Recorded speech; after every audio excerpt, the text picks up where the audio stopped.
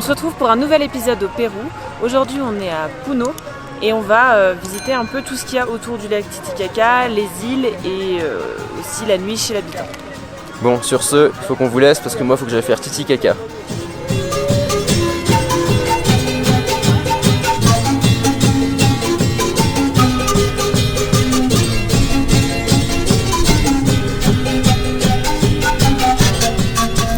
Après avoir fait un petit tour du centre-ville de Puno, on a trouvé un petit point de vue, ça s'appelle le Cerrito Huachapana et Amesue. Et là on a une vue incroyable sur une partie du lac Titicaca. Donc on va vous faire sortir le drone et on va vous faire profiter.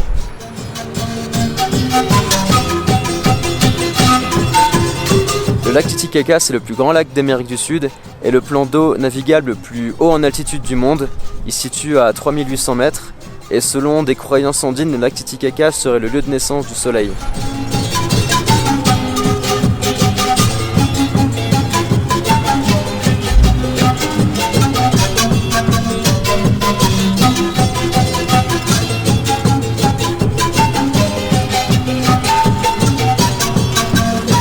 Bon, si vous êtes un peu gnangnan, évitez de venir sur ce pic, parce qu'il y a des déchets et des déjections de partout.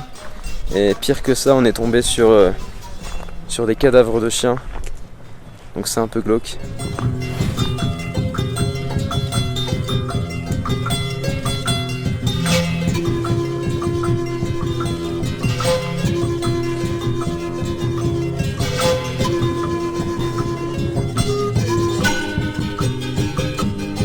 En se baladant dans les rues de Puno, on est tombé sur le restaurant La Casa del Corregidor.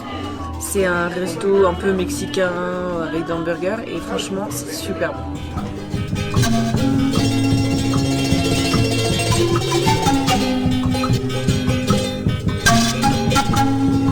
Bon, après avoir fait un petit tour au centre de Puno, qui a malheureusement pas grand chose à offrir, on se rend vers le port de Puno pour voir si un bateau peut pas nous emmener sur une des nombreuses îles du lac Titicaca, au moins pour faire une île dans l'après-midi. Et demain on prévoit de faire un petit tour organisé pour visiter 2-3 îles du lac Titicaca. Parce que bon, les îles de la région c'est quand même les points forts du coin quoi.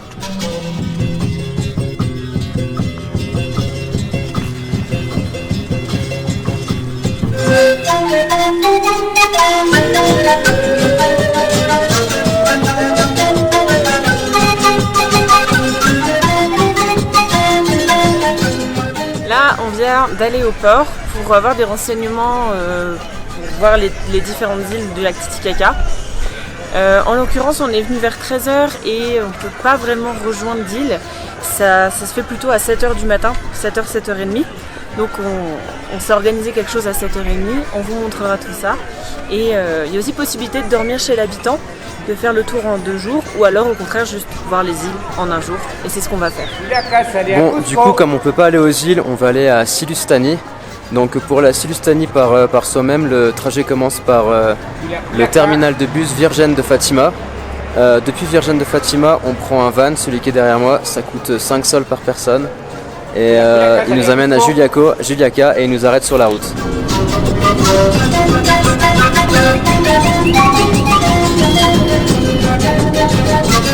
Bon, du coup le van nous a déposé à mi-chemin entre Puno et Juliaca. On est à Chulpas et maintenant on prend un autre van direction Silustani. Donc là c'est pareil, ça nous coûte 4-5 sols. Donc on est parti, c'est la dernière ligne droite.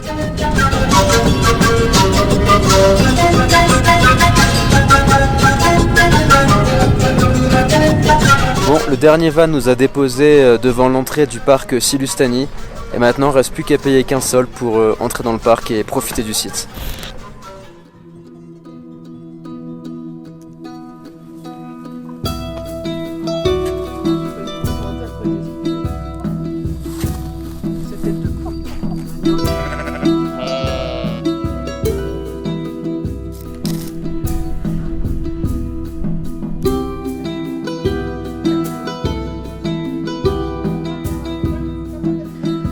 C'est peut-être pas la destination où il y a le plus de touristes qui vont de base, mais là en plus avec le Covid il y a encore moins de personnes et là où on est là il y a personne, aucun touriste et c'est super agréable.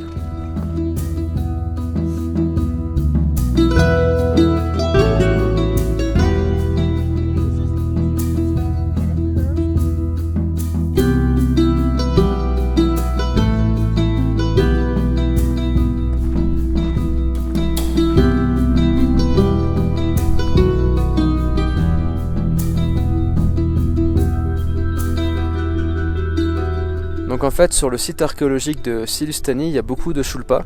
Les chulpas c'est les espèces de tours que vous voyez derrière moi. Les plus hautes peuvent atteindre 12 mètres. À l'époque en fait les Incas mettaient les restes momifiés des gens riches, des gens importants, et ils les mettaient dans ces tours avec de l'or, avec de la poterie, avec des objets. Aujourd'hui il ne reste plus rien dans ces tours, tout est certainement dans des musées, mais les tours funéraires sont toujours bien présentes.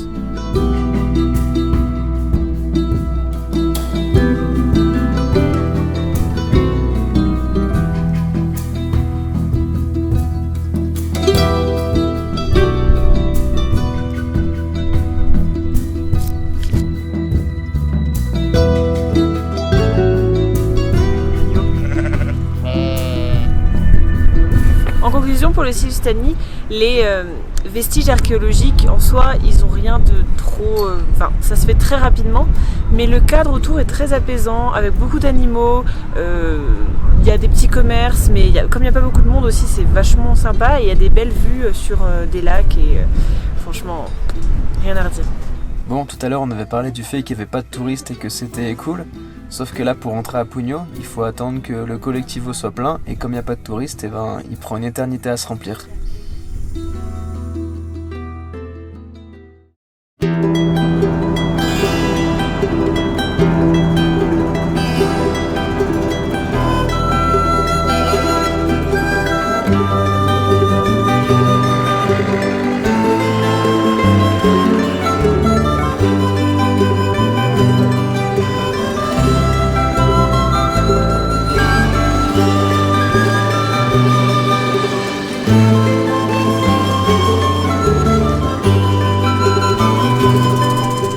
Deuxième jour du coup à Titicaca.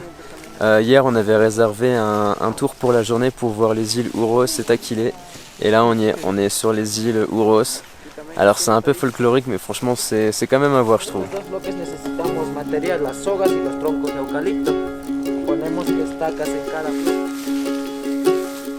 Donc là on est arrivé sur les îles d'Uros. Donc c'est des îles artificielles faites en roseaux qui poussent en continu. C'est vraiment très beau, particulier au niveau du sol parce que c'est tout mou. Il y a plusieurs sculptures en roseau et il y a de l'artisanat qui est fait avec tout cela. Donc du coup ils vendent beaucoup de choses là-dessus. C'est comme ça qu'ils gagnent la plupart de leur argent, mais ça vaut quand même le coup.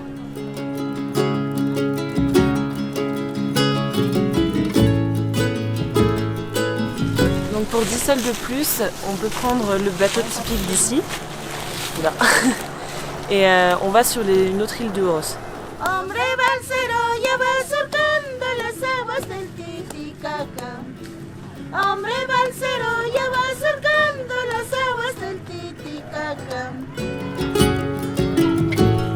Dans l'histoire, le métissage avec les Amérindiens a entraîné petit à petit la disparition du peuple Uros. Pour fuir l'hostilité des Incas et des Colas, les quelques Uros pure souche restants sont venus trouver refuge sur le lac et ont adopté un mode de vie insulaire.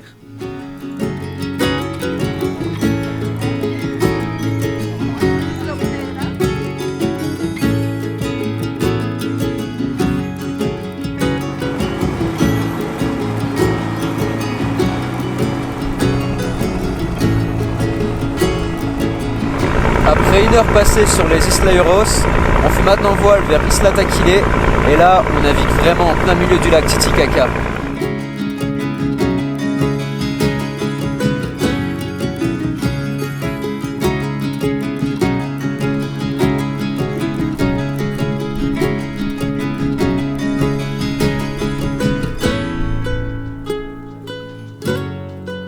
Donc on est bien arrivé sur l'île de Taquile. Taquile, c'est une île en plein milieu du lac Titicaca. C'est une île qui est reconnue au patrimoine mondial de l'humanité par l'UNESCO. Parce qu'en fait, ici, il y a un savoir-faire millénaire. En fait, les hommes, à partir de l'âge de 8 ans, ils apprennent à tricoter. Et ils fabriquent des bonnets, donc on appelle les chouillots. Et chaque bonnet a une signification. Par exemple, le bonnet rouge sera porté par un homme marié ou le bonnet rouge et blanc par un homme célibataire. Traditionnellement, la couleur ou les motifs du bonnet donnent des informations sur le statut et la classe sociale de son porteur.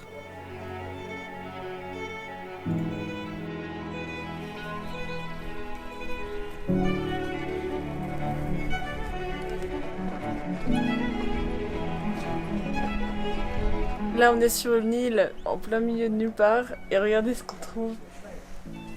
Des WC Titicaca japonais. C'est important. Si jamais vous voulez venir ici, essayez de vous acclimater à l'altitude un petit peu en avance parce que le lac Titicaca c'est quand même à 3800 mètres d'altitude et Takile c'est pas bien grand mais qu'est-ce que ça grimpe par contre.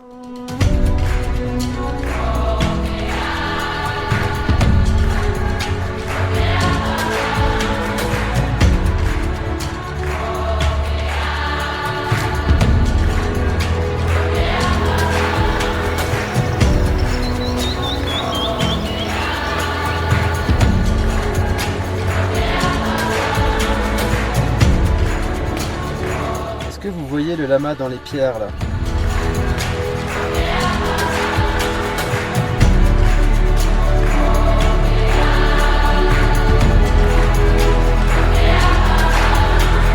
Au centre artisanal de Takile, sur la place du village, on peut observer les hommes et les femmes du village qui font de la couture et du tissage.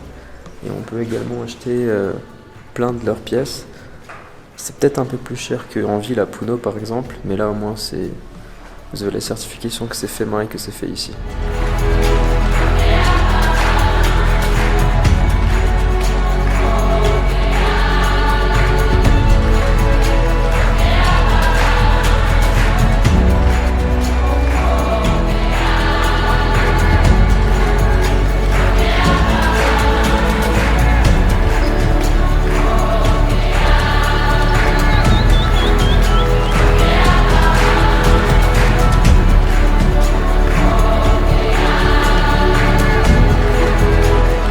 Pour faire ce tour, on est allé directement au port pour avoir des informations.